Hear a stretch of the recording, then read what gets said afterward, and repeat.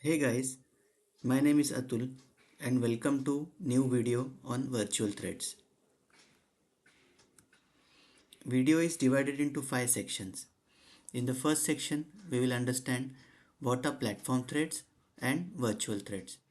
Next, we will understand why use virtual threads. In the next section, we will create platform threads and virtual threads with the thread class and thread.builder interface. Next, we will create and run platform threads with executors.new thread per task executor method. And in the last section, we will create and run virtual threads with the executors.new virtual thread per task executor method. So, what is a platform thread? Platform thread is implemented as a thin wrapper around an operating system thread. Typically, they are mapped one-to-one to OS kernel threads. Hence, the number of available platform threads is limited to number of OS threads. Platform thread runs Java code on its underlying OS thread and the platform thread captures its OS thread for platform thread's entire lifetime. They have a large thread stack and other resources that are maintained by the operating system. Platform threads are suitable for running all types of tasks, but they may be a limited resource. They are scheduled by operating system and are designated daemon or non-daemon threads. So what is a virtual thread? Virtual threads typically employ a small set of platform threads used as carrier threads. Locking and IO operations are the examples of operations where a carrier thread may be rescheduled from one virtual thread to another. Code executing in a virtual thread is not aware of underlying carrier thread. Like a platform thread, virtual thread is also an instance of java.lang.thread that supports creation of virtual threads. Virtual threads are typically user mode threads scheduled by the Java runtime rather than the operating system. They require fewer resources and a single JVM may support millions of virtual threads. The current thread method used to obtain reference to the current thread will always return the thread object for the virtual thread. Virtual threads are suitable for executing tasks that spend most of the time blocked, often waiting for IO operations to complete. They are not intended for long running CPU intensive operations. Virtual threads are daemon threads. So why use virtual threads? Single JVM might support millions of virtual threads without running into out of memory errors. High throughput concurrent application should use virtual threads. And virtual threads have lower memory footprint.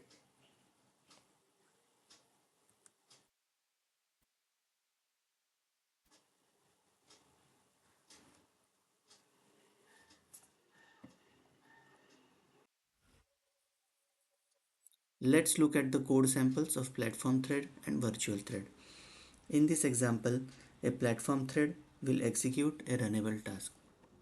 So here thread.offPlatform method invocation returns a thread.builder for creating a platform thread.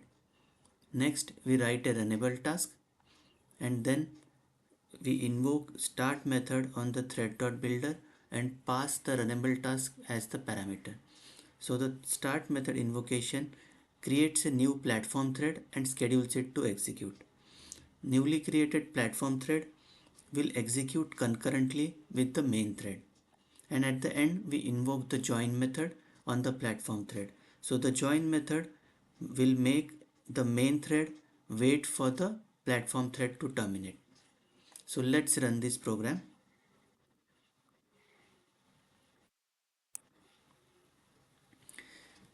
So we can see the output of this statement thread.current thread right here. So this this is the main thread. Then we see the output of the runnable task right here, running thread and a platform thread.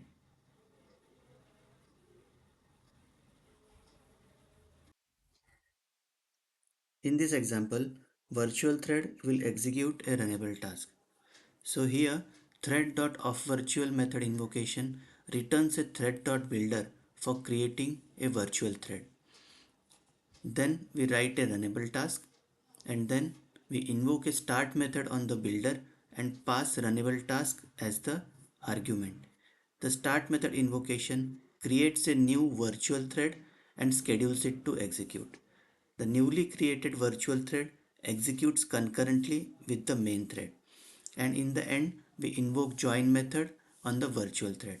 The join method will make the main thread wait for virtual thread to complete. So now let's run this program.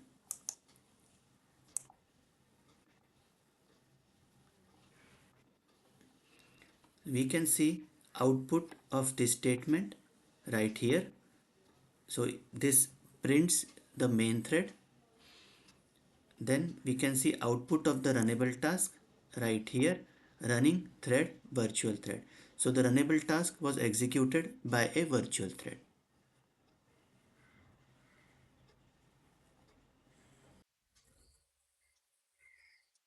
In this example, we will create an executor service that starts a new platform thread for each callable task.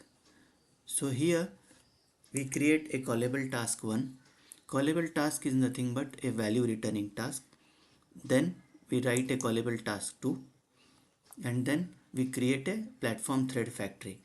So the thread.offPlatform.factory method invocation returns a new platform thread factory to create platform threads.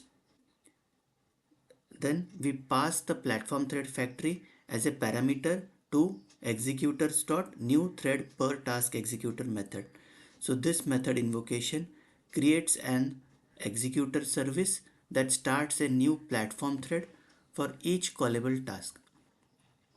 Then we submit the callable task 1 to the executor service. The submit method invocation will create a platform thread that executes the callable task and returns a future that represents the result of the asynchronous computation. Similarly, we submit the callable task 2 to the executor service. Then we invoke the get method on the future. The get method will wait for the computation to complete and then it will retrieve the result. Once we have the result of both the asynchronous computations, then we print the result to the console. Now let's run the program.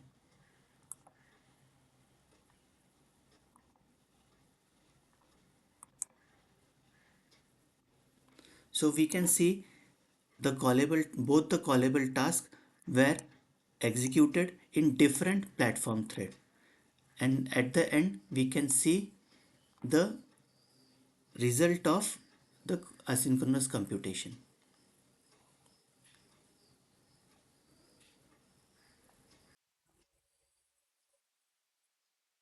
In this example, we will create an executor service that starts a new virtual thread for each callable task.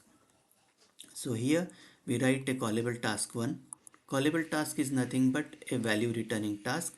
Then we write a callable task 2 and then within try with resources block we invoke new virtual thread per task executor method on the executors class.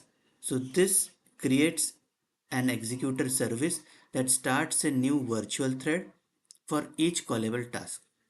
Then we submit the callable task to the executor service.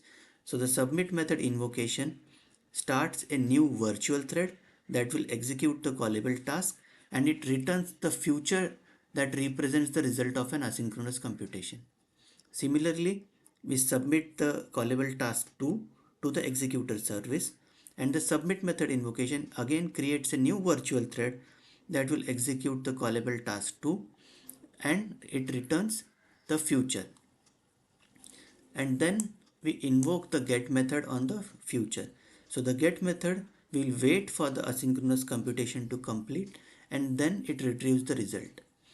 Once we have the result of both the asynchronous computations, we print the result to the console. So now let's run the program. So we can see the callable tasks were executed in two different virtual threads. Task 1 running in a different virtual thread and task 2 was executed by a different virtual thread. And at the end we see result of both the asynchronous computation printed to the console.